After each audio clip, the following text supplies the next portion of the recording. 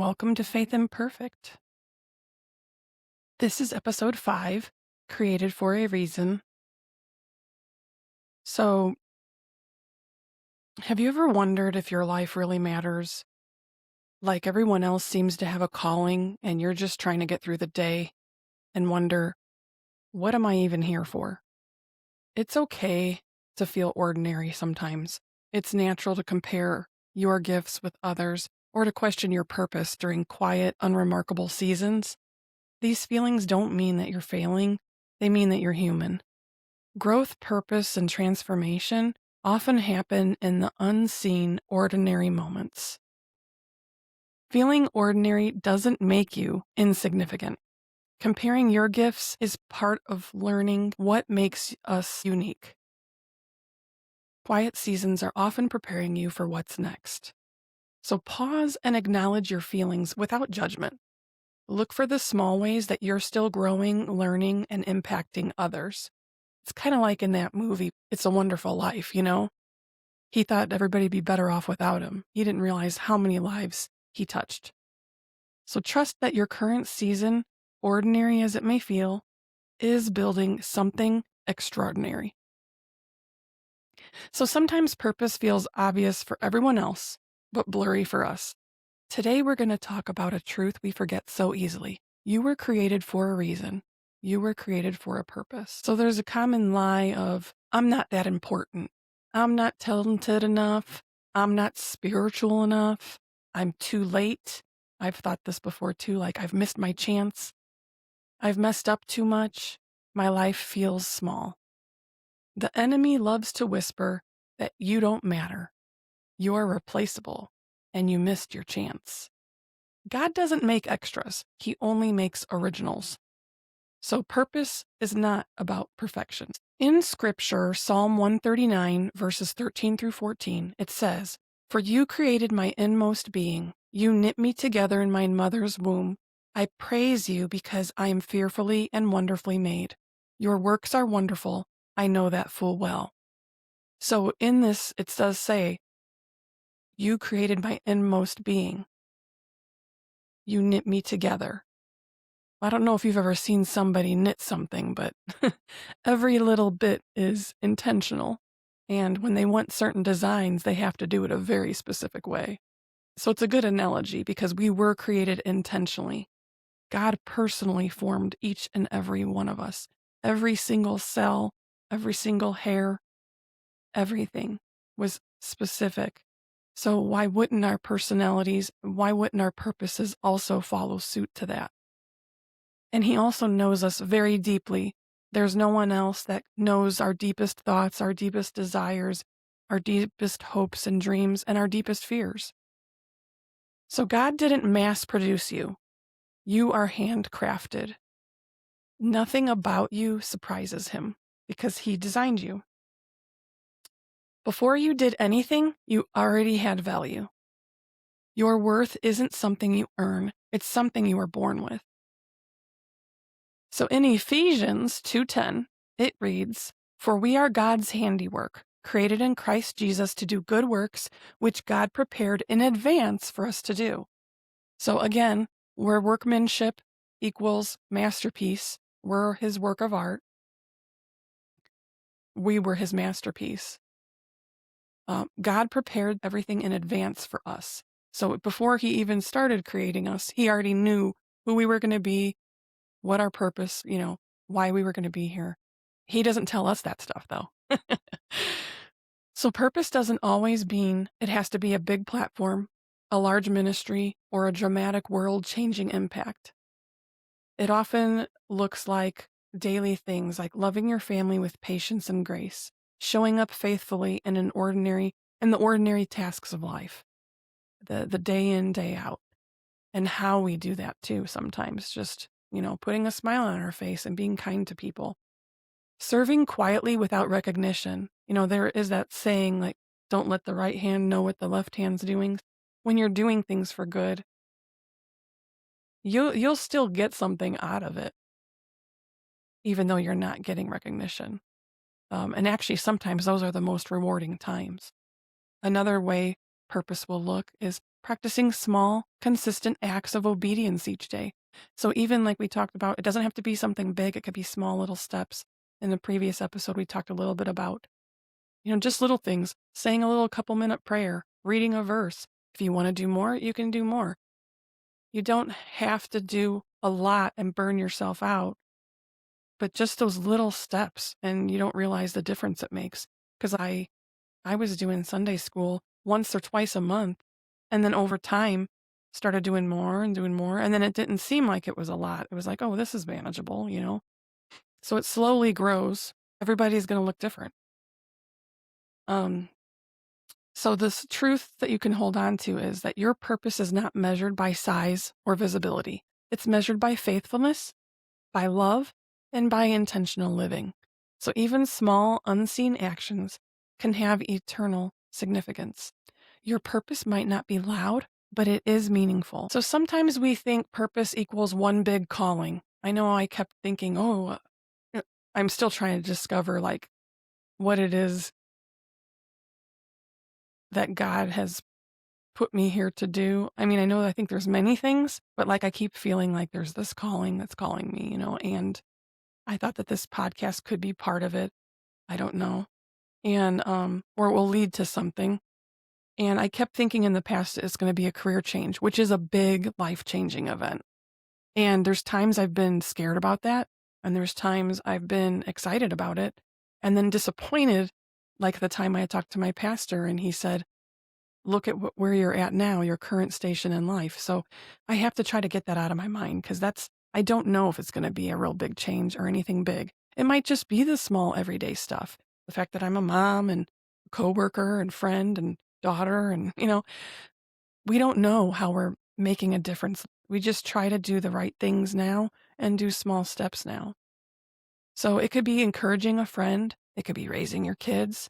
It could be praying and praying consistently, maybe, trying to make a daily habit out of it. So you're talking with God on a regular basis, doing your job with integrity, knowing you're doing what's best in that situation, that your choices are good choices and you're doing it with integrity, being kind when no one sees. There's all kinds of things that you could do to be kind when no one sees. I always liked that, that pay it forward. I mean, people would see it, but the person you're doing it for doesn't know. There's been one time I was the recipient of that where somebody paid for something. I was in Starbucks, the Starbucks line. They're like, oh, the person behind you just paid for your drinks. Okay, well, you know what? I'm going to pay for the person behind them, or the person in front of you. That's what it was. Yeah, that doesn't make sense. If they were behind me, they hadn't paid yet. So I paid for the person behind me. And I said, well, what's theirs? And put it on my tab. That was, like, oh, it gives you that little things like that give you a little boost of, humans aren't so bad because there's a lot of bad out there. But you see really sweet gestures people make helping somebody. There was a commercial that Super Bowl was yesterday. And I know I'm a few weeks off from posting these, and there was a commercial that was about neighbors, about being a neighbor, and it was really sweet. It was people just helping in times of other people's need, And I know sometimes I would get annoyed when my kids were little. My husband would go out to snowblow, and you'd think, okay, he's going to snowblow our driveway and, half hour. And I know it was him doing it, not me. And he was gone for hours. And one time I got worried. I went out to his shop in the back, the garage back there, and he wasn't in there. I'm like, where is he? Did he fall? Did he pass out? Did he have a heart attack? I'm like, but he's not shoveling. He's using a snowblower.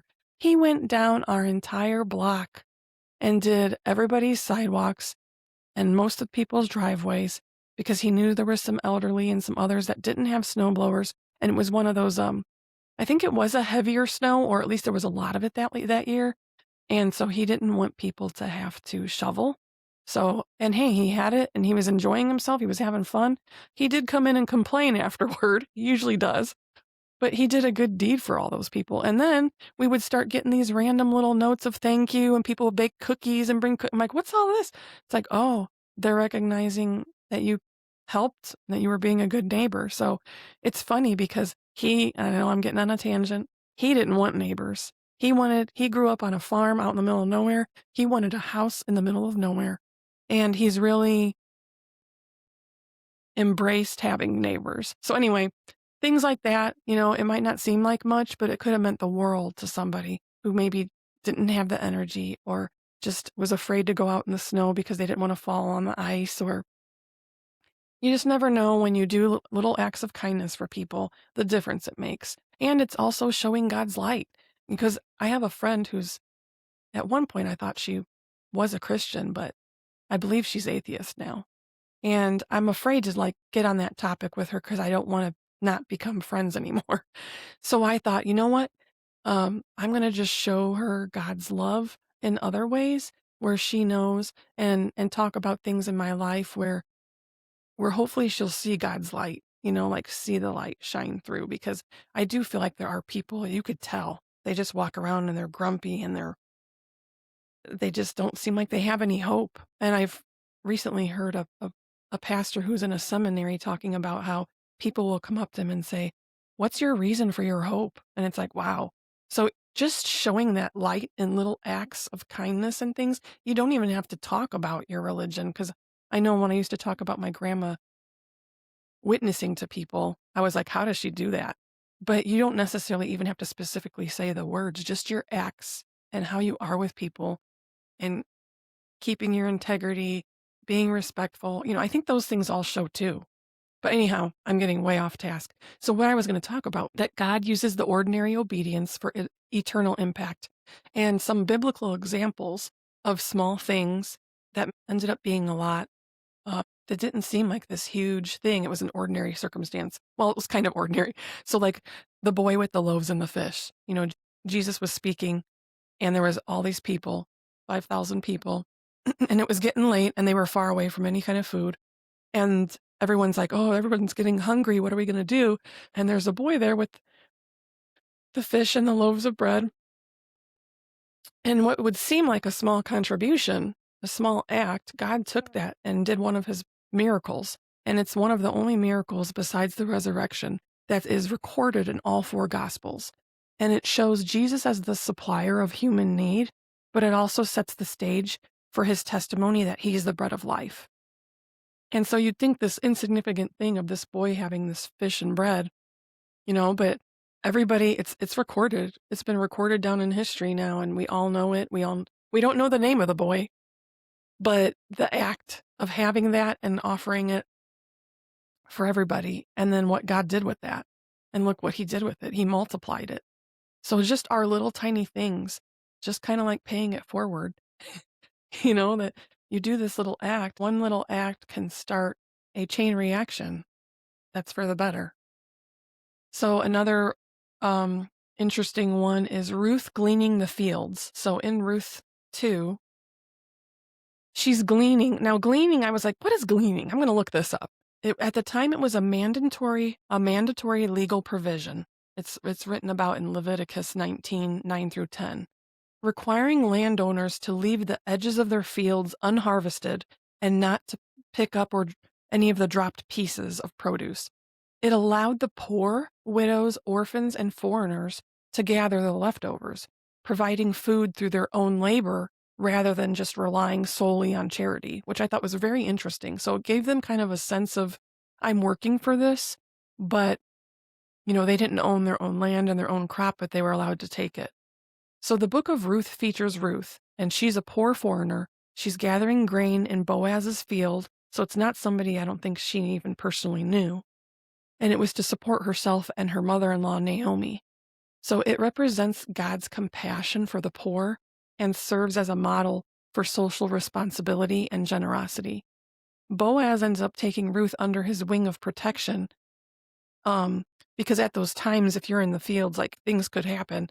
But he made it known to all the men and everybody that do not touch this woman. Let her continue to do this. In fact, he even was telling them, leave extra stuff, leave extra behind. Don't take it all. And so later, she even lays at his feet, which I was curious what that was. I looked up that, and that's a custom of back in those days where, and I guess some people still even do this, but when you lay at someone's feet like that, It's asking for further protection and for possibly even marriage. And at one point, she even asks him to put the corner of his robe over her. And I guess that kind of symbolizes like their wing being put over, like their protection, you know?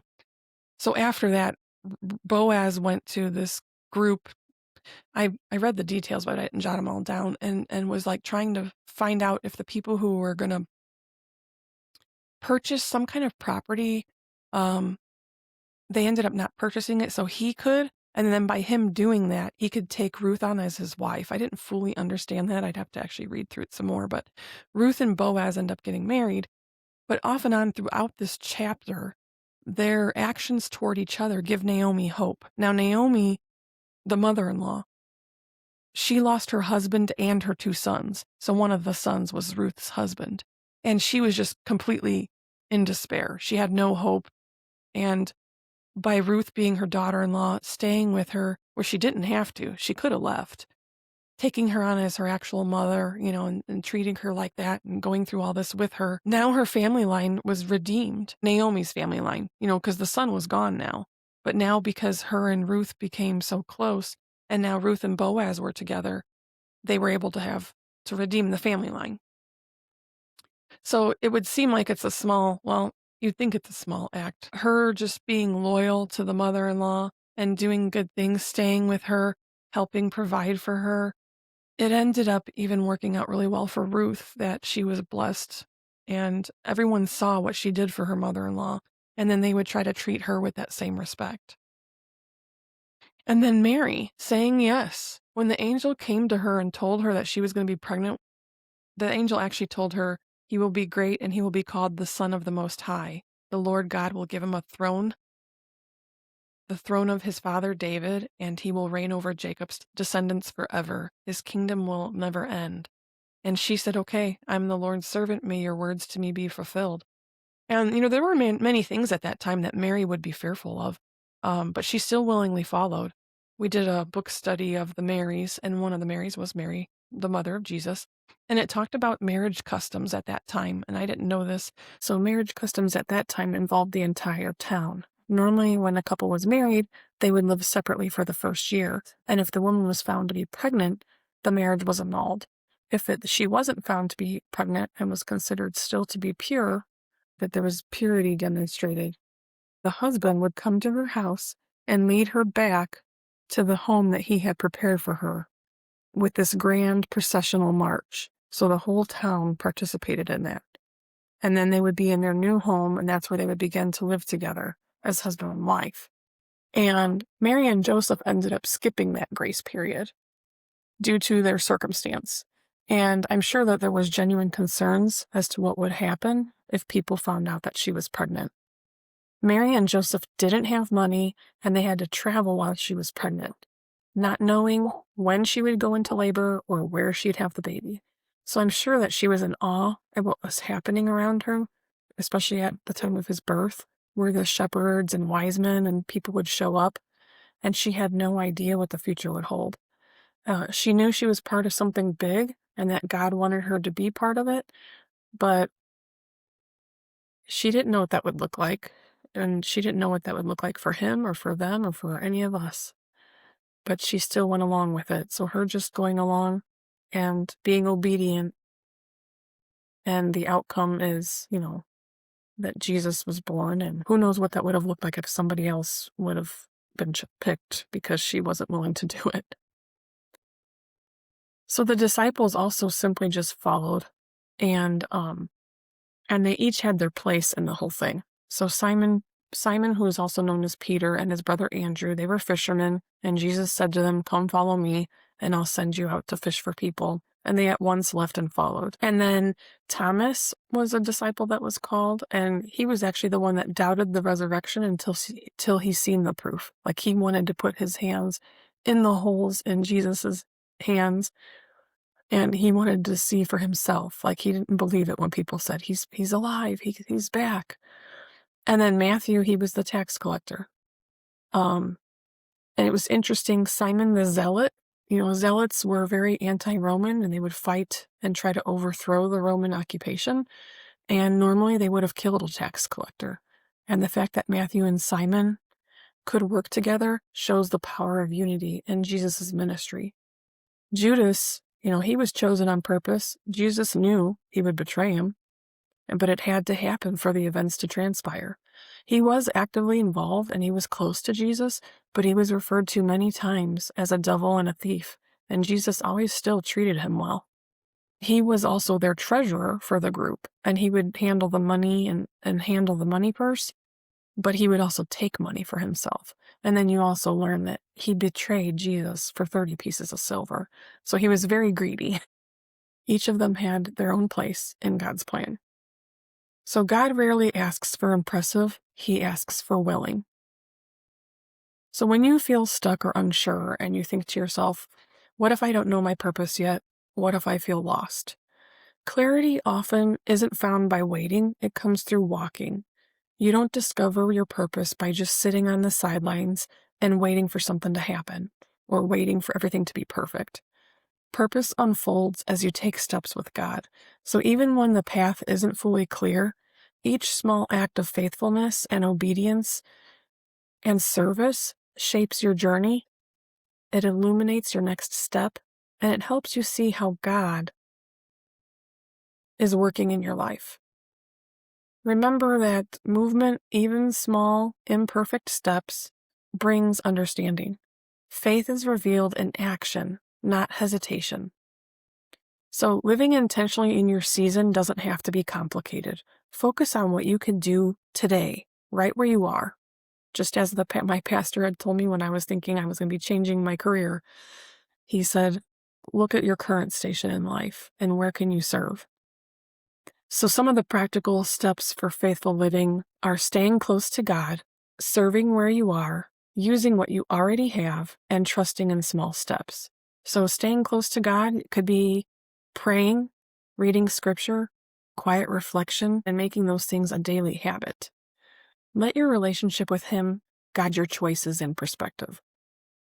Serving where you are, it doesn't have to be this huge platform or a title or a grand opportunity to make an impact.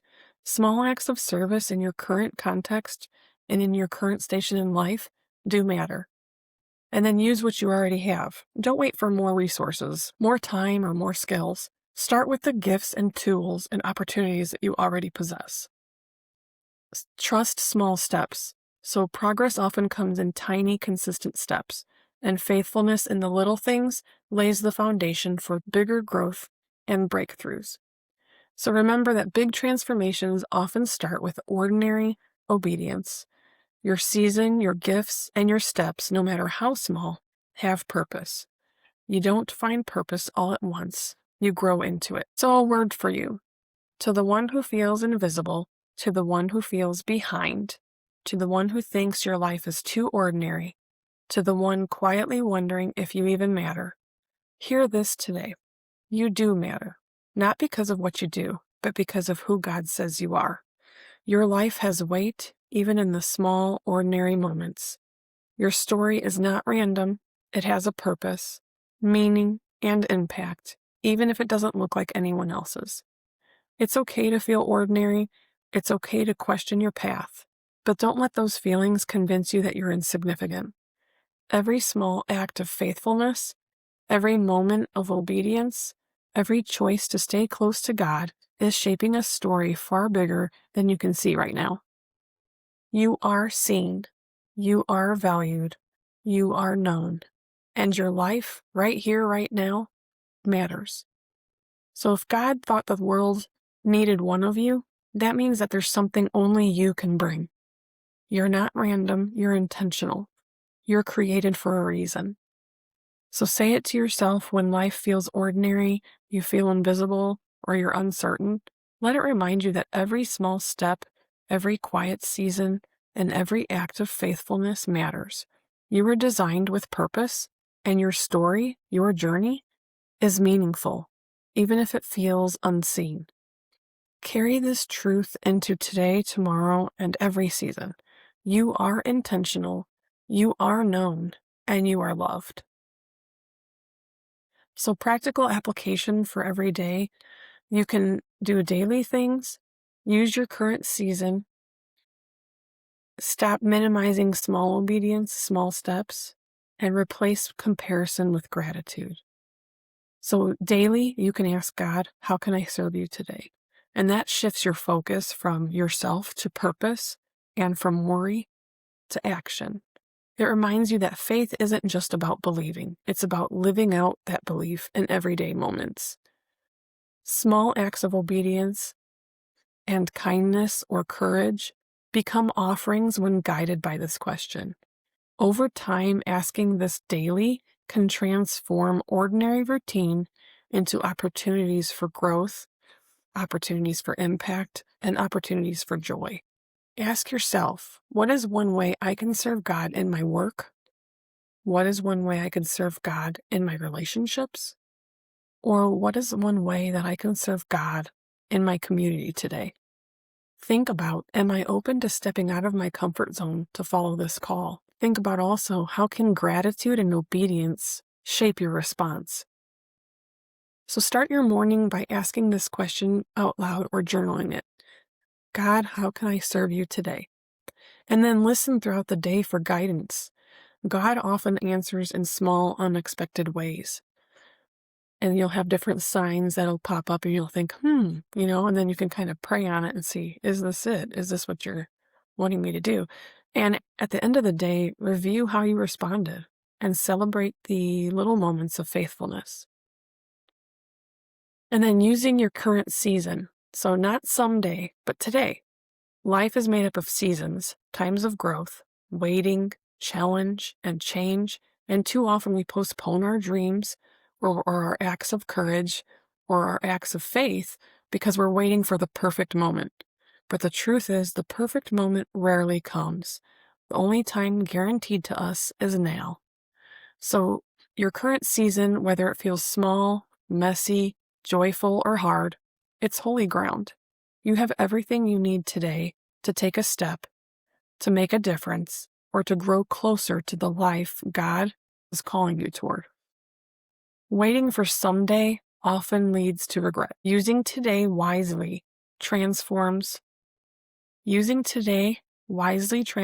ordinary moments into extraordinary growth. So reflect on, what is one thing you've been waiting to do until someday? How can you take a step toward that today? How can this current season, even with its limitations, serve as a gift instead of a pause? So write down one thing you can act on right now. Take that step, no matter how small, and celebrate the progress in the season that you're in instead of waiting or wishing for a different one. So minimizing small obedience. Little faithfulness does matter. It's easy to think that only big, dramatic acts count. But in God's eyes and in life, small, consistent steps of faithfulness are powerful.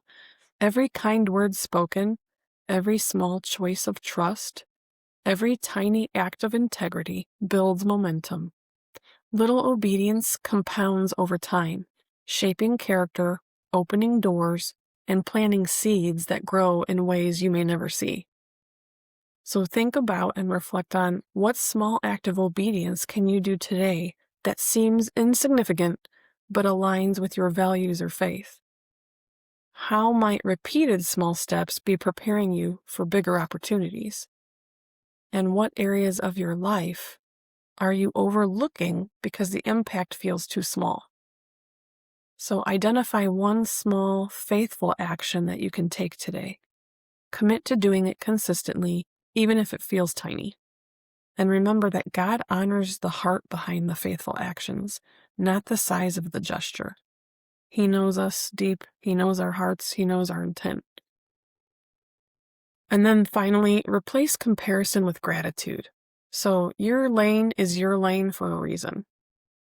It's easy to look at what others have, their success, their gifts, their opportunities, and feel like you're falling behind. But comparison steals joy and clouds your vision. We've talked about this before. It's a repeated theme. Instead, shift your focus to gratitude for what you've been given and the unique path that you're walking. Your journey is tailored for you. The lessons, the timing, the experiences, they all have purpose. When you honor your lane and embrace gratitude, you'll find peace, you'll find clarity, and you'll find the freedom to flourish right where you are. So what blessings, gifts, or opportunities in your life are easy to overlook? How does comparison keep you from embracing your current season? And in what ways can gratitude reframe your perspective today? So action you can do each morning, you can name one thing you're grateful for in your life or your season, or you can do this at night. I know there's people who have I think it's like a gratitude journal, and they write stuff in it each day. And then commit to honoring your unique path. Commit to honoring your unique path instead of measuring it against someone else. And then remember that your journey isn't less because it's different. It's yours for a reason. I'd like to thank you for listening, and hopefully you'll get something out of this episode. And I'm going to end with prayer. Lord, thank you for this day and for the season I'm in. Help me to use this moment wisely, to take the steps you've placed before me, and to trust that even the smallest acts of obedience matter. Teach me to stay close to you, to serve where I am, and to use the gifts and resources you've already given me. When I feel ordinary, invisible, or behind, remind me that my life has weight and my story has purpose. Help me replace comparison with gratitude, to honor my own path, and to see your hand in every quiet season. Guide me to ask daily, God, how can I serve you today? And give me courage to respond. Lord, let me walk intentionally, knowing I am not random.